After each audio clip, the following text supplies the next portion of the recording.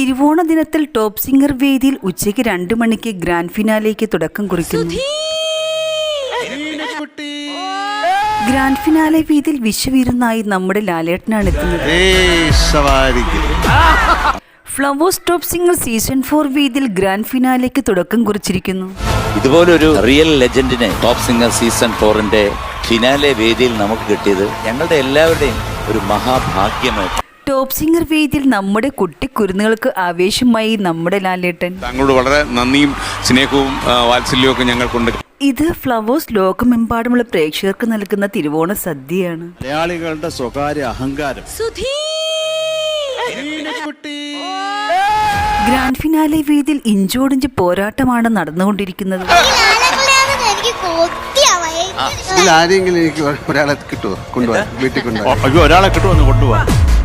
തിരുവോണ ദിനത്തിൽ വിധികർത്താക്കൾക്ക് ലാലേട്ടനെ കുറിച്ച് പറയാനുള്ളത്, അഭിനയം കണ്ട് ഞെട്ടിപ്പോയൊരു വ്യക്തിത്വം അതവരുടെ നെഞ്ചിനോട് ഭീകരമാണോ. താരക്കുട്ടിയും ഇവാൻകുട്ടനും ലാലേട്ടൻ നൽകുന്ന ഓണസമ്മാനം. എനിക്കെന്താണ് ഓണായിട്ട്? എനിക്ക് എനിക്കൊരു ഉമ്മ തിരുവോണ ദിനത്തിൽ ഉച്ചയ്ക്ക് 12 മണി മുതൽ ഫ്ലവേഴ്സ് ടോപ്പ് സിംഗറിൽ ഓണസദ്യ. ഗീതം ഒരു അനന്ത സാഗരമാണ്.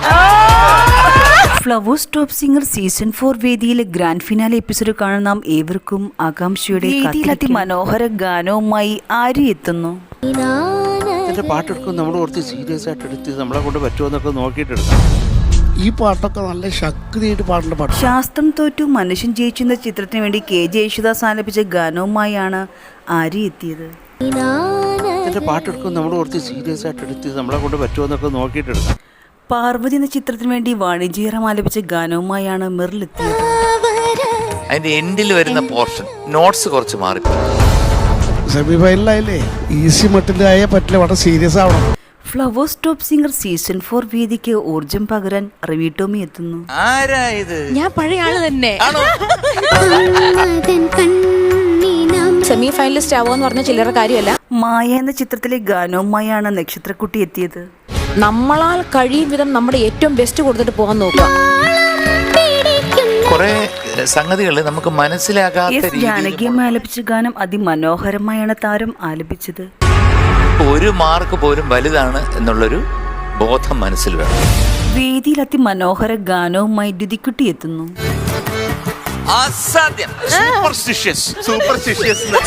കൊട്ടാരം വിൽക്കാനുണ്ടെന്ന ചിത്രത്തിലെ ഗാനവുമായാണ് താരം വേദിയിലെത്തിയത്. ആതിരയമ്മ അങ്ങ് ഒപ്പിയെടുത്തു. KJ യേശുദാസ് ആലപിച്ച ഗാനം അതിമനോഹാരിതയിലാണ് താരം ആലപിച്ചത്.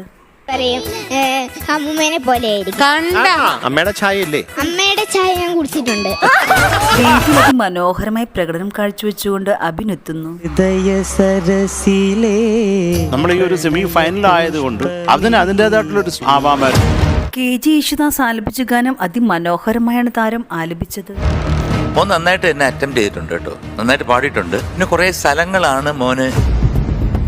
ഫ്ലവേഴ്സ് ടോപ്പ് സിംഗർ സീസൺ 4 വേദിയിൽ ഗ്രാൻഡ് ഫിനാലേക്ക് തുടക്കം കുറിച്ചിരിക്കുന്നു. പാടിയാലേ അത് വരത്തുള്ളൂ. നീ പറയൂന്ന് ഫസ്റ്റ് വാല്യൂയിൽ നിർത്തിയത് അങ്ങനെ കുറച്ച് പ്രശ്നം ഉണ്ടായിരുന്നു. നക്ഷത്രക്കുട്ടി ആലപിച്ച അതിമനോഹരമായ ഗാനം കേൾക്കാം. ഹൃദയഗാനം അതിനകത്ത് തുടക്കത്തിൽ അതിനൊരു ക്ലാരിറ്റി ഉണ്ടായിരുന്നേ. ഒരേ കടൽ എന്ന ചിത്രത്തിനുവേണ്ടി ശ്വേതാ മേനോൻ ആലപിച്ച ഗാനവുമായാണ് താരം എത്തിയത്. സെമി ഫൈനലാകുമ്പോ ഇങ്ങനത്തെ കുറച്ച് നല്ല നല്ല പാട്ടുകൾ കൊണ്ടുവരട്ടെ. എനിക്ക് മെയിനായിട്ട് പറയാനുള്ളത് തിരുവോണ ദിനത്തിൽ ഉച്ചയ്ക്ക് 12 മണി മുതലാണ് ഗ്രാൻഡ് ഫിനാലെ ആരംഭിക്കുന്നത്. ശ്രീ മോഹൻലാലാണ് അതിഥിയായി എത്തുന്നത്. യമുന എന്നുള്ള ഇപ്പൊ അണ്ണൻ പാടിച്ചില്ലേ, അത് തുടക്കമായിരുന്നു ഒരു ശക്തിക്കുറവും ഒരു സുഖമില്ലായ്മ ഫീൽ ചെയ്തു.